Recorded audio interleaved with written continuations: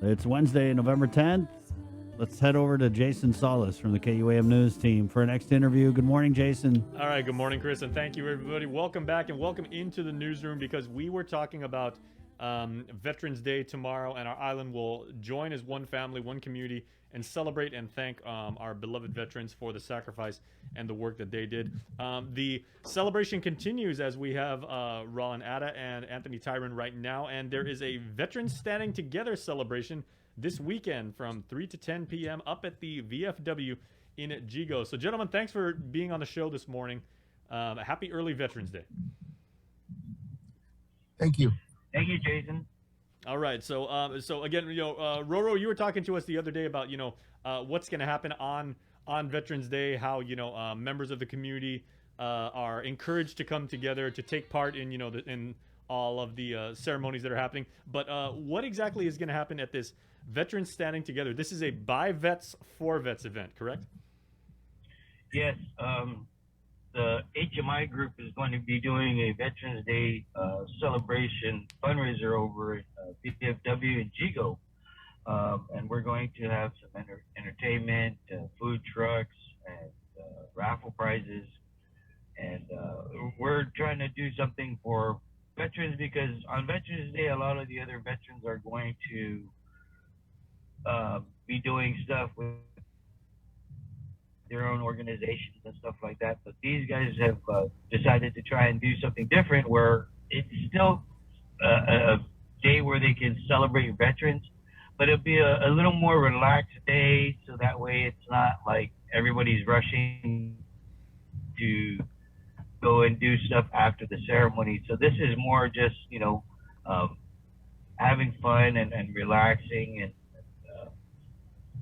people can really not have to worry about getting to another place or doing something. It's just something to also let veterans know that, we are standing together and this group is standing together to help each other.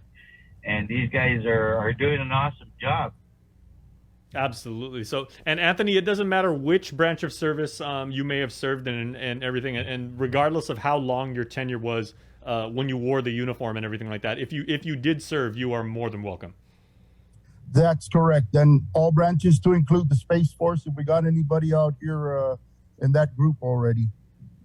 All right. Yeah, I was gonna say I was trying to rack my brain the other day and say like how many Guamanians that I know or I've heard of and everything like that are serving in the Space Force right now. But hopefully we're gonna see a lot in the very near future. Yeah, that's correct. Hopefully. I mean, it's brand new, so we have to change our Pentagon to potentially a hexagon because now there's 6 rather than 5. Very nice. I never even thought about that. That's very true. It's because it is a celebration and a fundraiser and everything like that. Like you said, there's going to be live music. There's going to be the food trucks and everything like that. There's going to be a great spirit of camaraderie, of esprit de corps, and of fellowship among the vets. But being that it's a Guam celebration and everything like that, do participants and their families, should they bring anything? Yeah, at the moment, what we've been doing is, we're reminding everyone of all the different things that we got to be worrying about, keeping our distance, staying 6 feet away, washing our hands, wearing our masks, and doing the things that we need to.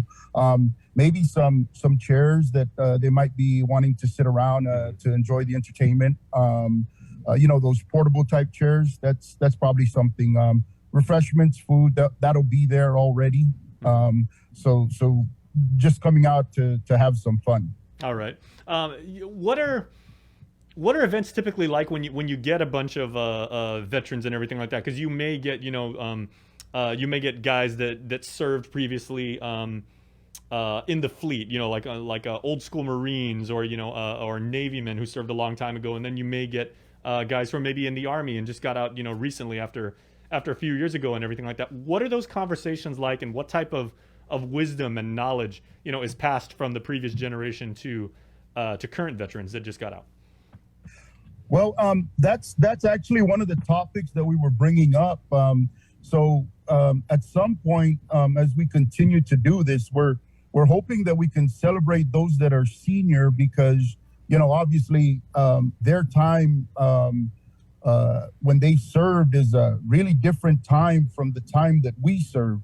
But a lot of the newer folks would be able to learn how much better they have it than the folks from before. And maybe I'll share one example of what we do. So when we're helping our veterans with what they need for their benefits and their claims and their medical evidence, right?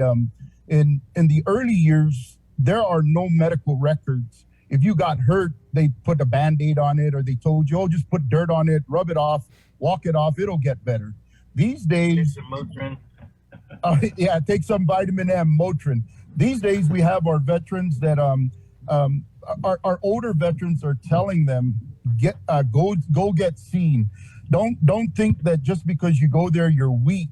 And actually, it actually helps them to be healthier when they get to the doctor when they're actually hurt. Unlike years past, they wouldn't allow you to go. Some of our boys returning home from some of the wars, when they come home, they don't want to go to the doctor. They want to go home to their families. Mm-hmm. So they usually tell the military, oh, I'm doing good, I'm fine. And then from there, they go home, and a lot of things that they don't document upon their return seem to creep up on them a lot later. And those are some of the things that, we're hoping by doing what we do and helping them understand what they need to do from the medical side of the house to keep them healthy, not just while they're serving, but even years after, so that, they can live a longer life. Mm-hmm. And Roro, as long as I've been interviewing you, you've always tried to advocate for our vets who come back, and if they happen to be suffering from PTSD, or they have like lingering effects either from training or from things they may have seen, and the atrocities of war, and even when they come back and they lay down the rifle and they don't put on the uniform, the battle continues, but internally. So will you be maybe just touching on that when at least a little bit on Saturday? Yeah. Well, that's kind of what this organization does is they go out, they actually go and do some outreach to the different villages and stuff. Right now, I know we've done Enerahan, Malesu, Jigo, Dedido, Asin, and we reach out to all these veterans and let them know that they're here to help them increase their their ratings, or some of them have never even applied for any of their service connections, so they just get out and be like, oh, I never applied because back, like I said, like Tony was saying, some of them are just they heard of some of the stuff that happens in the VA as well, and we're trying to teach them that they're getting a little bit better, and we're trying to help get what they deserve instead of just sucking it up and driving on. And so these guys are like I said, they've helped other veterans to realize that, yeah, okay, now I can get some help, or these guys are going to help me get it. So that commitment and the fact that you guys are still a band of brothers, I mean, nothing has changed from that. And I think that's even wonderful that you even accept and embrace people that you have never met before, in different branches of service, guys that are maybe 20, 30 years younger than you. It's like, hey, yeah, we've got, kind of that one phrase that they use in like military movies, we spilled the same blood in the same mud and everything like that. And we went through the same training, and we have the same passion and everything like that. So I'm right here for you, just as if we would, when we were in a foxhole together. Yes. Mm-hmm. Okay, so this is going to be Saturday, of course, Saturday the 13th, starting at 3 in the afternoon and going all the way until 10. So this is a proper Guam party. And it's, of course, at the Veterans of Foreign Wars VFW Post 1509 up in Jigo. That's at the Jigo Town Hall Center over there, right next to the bank. Anthony, I'd like to ask you, too, because one thing that, my dad was the oldest of 10, and he had 7 brothers all of whom served in the military. And when I would see my uncles, kind of get together with their friends or people they'd never met before, very often they would refer to each other still by rank or by rate and rank. Do you see that happen like a lot? Just as a sign of respect. Yeah, we still do that, and it drops a little bit. When I say that, there's more comfort in the fact that the rank is not necessarily the only thing that exists, and you'll be surprised when you talk to a lot of folks that might have had some rank. They're actually a lot easier to talk to when they're not in the uniform, and just by the very nature of their work, there are things that they have to do that sometimes they didn't want to do, but they're forced to do. But once they get out, it's easier to approach them, and then they're able to say things because they're not held by the standard of having to protect the office and protect the rank, if you will.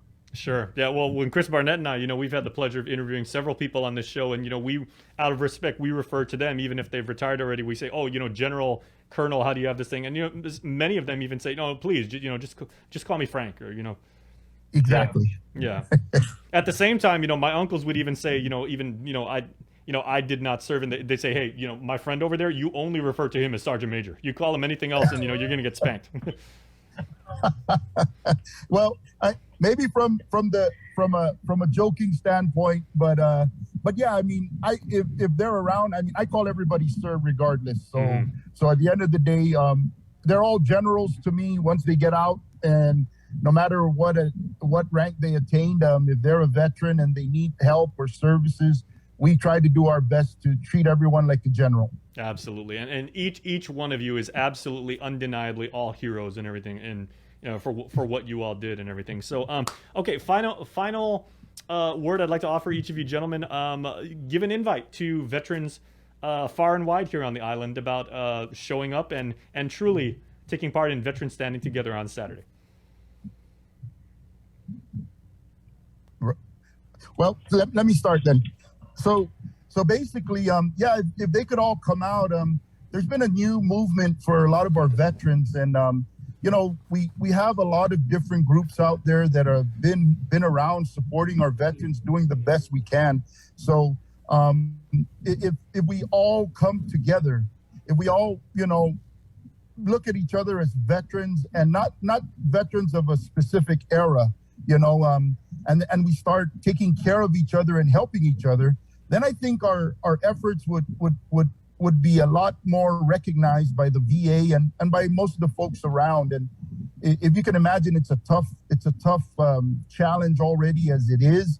And there are friends and our brothers and sisters from the Vietnam era that, my goodness, they're still not being taken care of.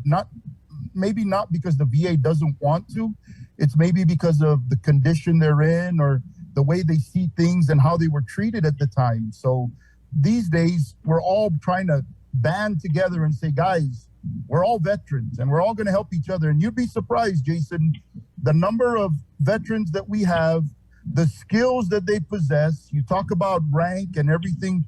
It's no wonder we don't already have our own hospital put together by our veterans, by themselves, So yeah, basically getting all of us together, helping each other, and supporting one another, because every group has been out there helping, even if it's just a little bit.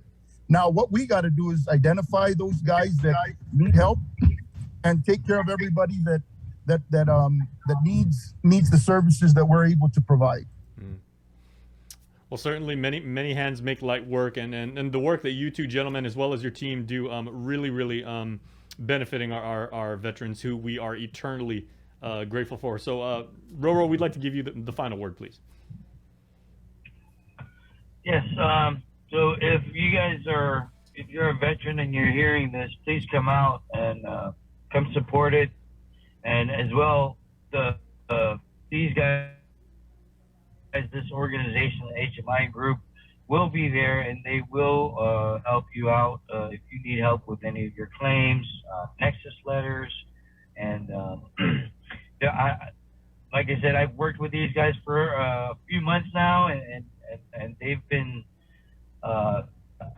they have shown me how much their dedication and hard work to our veterans, and doing something that is greatly needed here, especially for those veterans who, again, like you were saying, from different eras: Gulf War, Vietnam, Korea War, and again, just going out and actually doing the outreach and showing people that they actually care, and showing them that they're there. And Anthony's been doing a lot of work as well, helping the veterans and helping Dr. Okoma, writing these Nexus letters and stuff like that. And these guys are like I said, they're, I guess you could see, the saving grace that can help a lot of our veterans here.